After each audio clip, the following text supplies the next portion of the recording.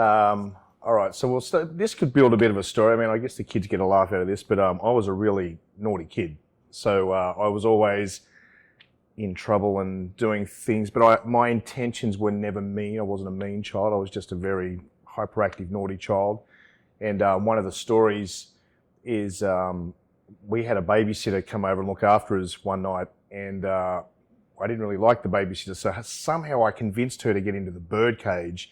My dad had all these finches, these little baby finches, and somehow I got her into the bird cage, jumped out, locked her in, and then went and got the hose and hosed her in the bird cage.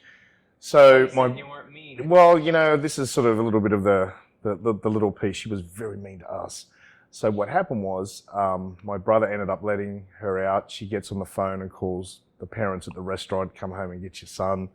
And I think from that moment forward, there always had to be a push for me to be doing something active all the time. So I got into rugby league at the age of 5, and I played it till the age of 30. And rugby league was one of those things for me that I loved so much. I was so passionate about the sport and playing, and I got really good when I was about 14 or 15 when I hit puberty. I sort of grew really fast. I was really good, and my goal was to play professional football, you know, play for Australia, all those sorts of dreams. And I ended up doing pretty good in rugby league. I went to a high school and captained what they call the first 13 of a high school, which is a very prestigious school. And I came from one state to another. It was a real big deal to do that. I did accomplish that.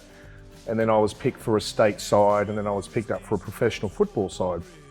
So that's what all the dream was. But I've always had that entrepreneurial component about, you know, growing up as a kid. I was always, you know, the first to be doing something to earn some money. But I was always really good at leveraging time and people, and I've always been good with relationships. And I remember my dad had somebody mowing the lawn and, you know, doing the pool. It was something like that. It was about $15 or $20. I said, look, if you give me the money, I'll do it.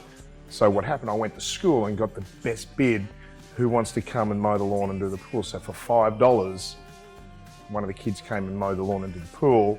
I get the $20, they get 5, and I kept the 15. So I've always been good at that stuff, leveraging people's abilities and times and spaces. And I think that in itself has been a natural thing. I don't know where that has come from, because no one in our family is like that at all. There's a really big difference in my personality, and I think it's got a lot to do with how I am with people. Like I genuinely want to know about them and how they work, and a lot of entrepreneurs look at people and try and find out what they can get from them and how can they add value, and I like to add value. So I guess where I've transitioned from over the years is working towards and being around people that can appreciate what you bring to the table. So that's probably really where it's been the biggest value that I have, that I know as an entrepreneur. A HydroDog dog is a happy dog. He's feeling fine. He's a clean K9. Every dog he digs a HydroDog wash.